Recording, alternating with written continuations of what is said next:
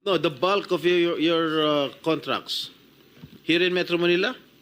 No po, outside Metro Manila ang marami. Where outside? Where outside of Metro Manila?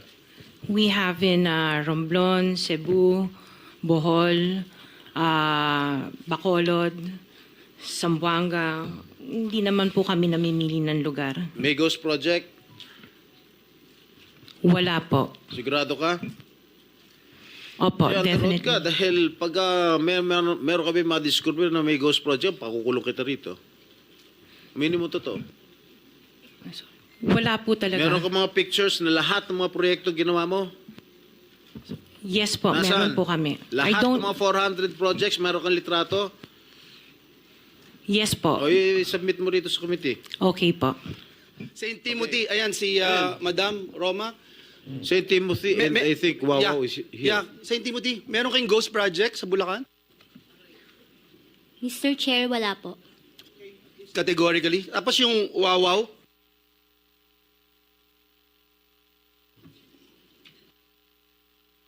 Good morning po. Yeah, can you answer yes or no? Ghost project? Can you turn on the microphone, please?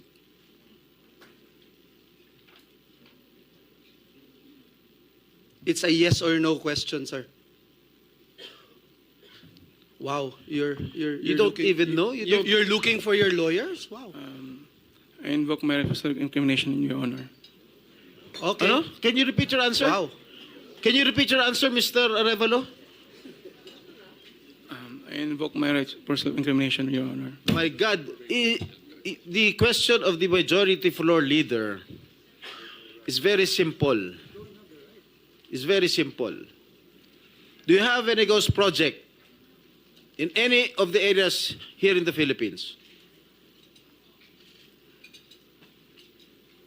Answer.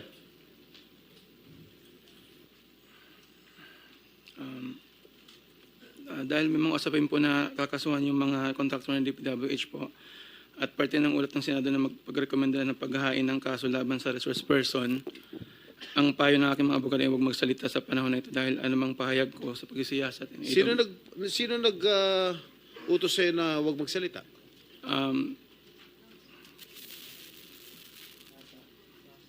Sino? May binabasa ka ba? Ginawa ko po, Your Honor. Ano binabasa mo? Pasensya po kasi kinakabahan po kasi po. It is only answerable by yes or no, Mr. Arevalo. Is there any ghost projects of Wawaw builders? This is what I discovered, and the former secretary confirmed during the first hearing that there indeed are ghost projects. Bine-verify pa po namin, Your Honor, ang ano kung meron po. Ano ka ba sa Wawaw? Are you the owner? Yes po, Your Honor. You should know. Majority Leader, it's your time, huh? Yes, Mr. Chairman. I'm just disappointed, Mr. Chairman, kasi pambira ka, sasagot ka ng ganyan, ghost project. Parang tinatanong ka kung tao ka, hindi mo alam kung tao ka. Mr. Chairman, just to put on record also, no, yung Diskaya Group, ang total cost project nila from 2022 to 2025 ay 31 billion pesos.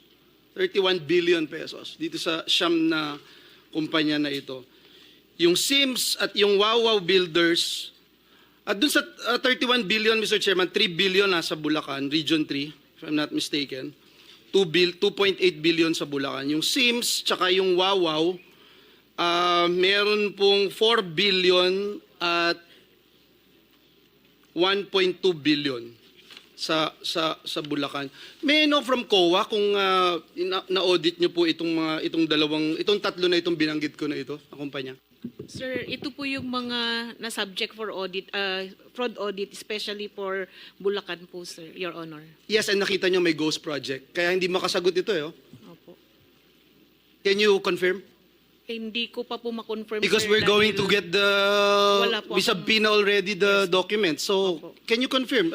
Yes or Your no? Honor, wala po akong kopya nung audit highlights. Do you also audit itong pickup? Meron po tayong mga auditors assigned sa DTI, Your Honor, at may mga findings din po sila, kaya na-audit din po yung PICAB po. I'll go with the pickup, no? Nandito si Dr. Dakay. Dr. Dakay, ilan kayo sa board? Can you just mention the names? Tatlo? Yeah, there are three of us, Your Honor. Engineer Ernie Bagaw, Engineer Arthur Escalante, and myself. Okay. Kayong tatlo,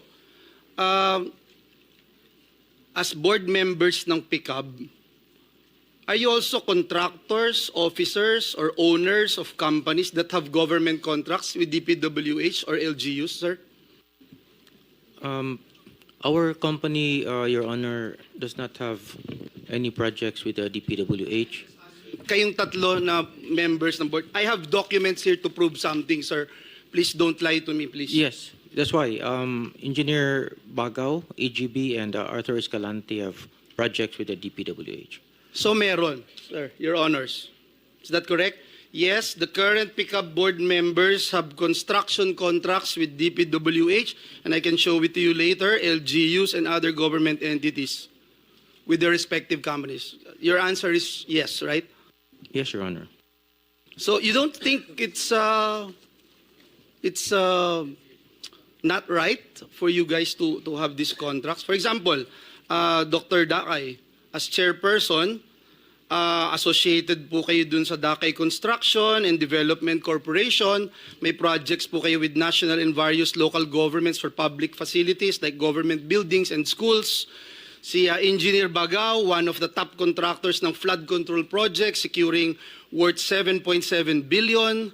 Si Engineer Escalante signed a contract with DPWH on behalf of his company in May 2022 while already a PICAB board member. Are you aware of this, sir?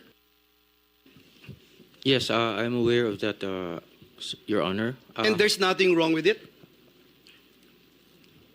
Actually, Your Honor, all of the members of the board of PICAB and the other boards in SIAP are all contractors. And there's no conflict of interest, you think, among your officials? And there's nothing we can do to stop the three of you, the powerful three in PICAB?